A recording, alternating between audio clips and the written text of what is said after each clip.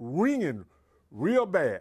Пензионираниот полковник во авиацијата Хорас Хамфрис Џуниор вели дека тинитус влијае на целиот негов живот.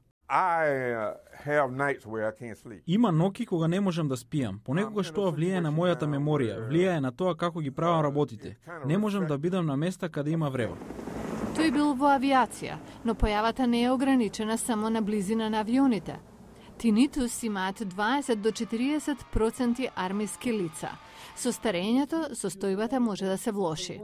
Доктор Джей Пикарило од Универзитетот Вашингтон во Сент Луис вели: Никој не може да ја види нивната повреда, никој не може да види дека страдаат. Овие пациенти страдаат тивко. Негово објаснување е дека се работи најверојатно за оштетување на системот за слушање, што со време влијае на делови на мозокот.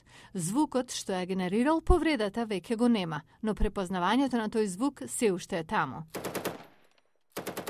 Но оваа појава не ја има кај секој што се враќа од служба во армијата. Сега се вршат испитувања да се види зошто. Но доктор Цанос Цунопулос од школата за медицина на Универзитетот во Питсбург се согласува дека некои се поподложни.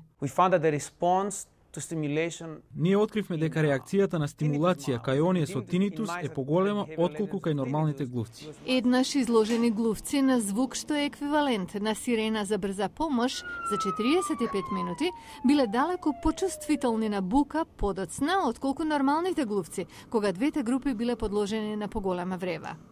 И како ова може да се преведе во нашето секојдневие?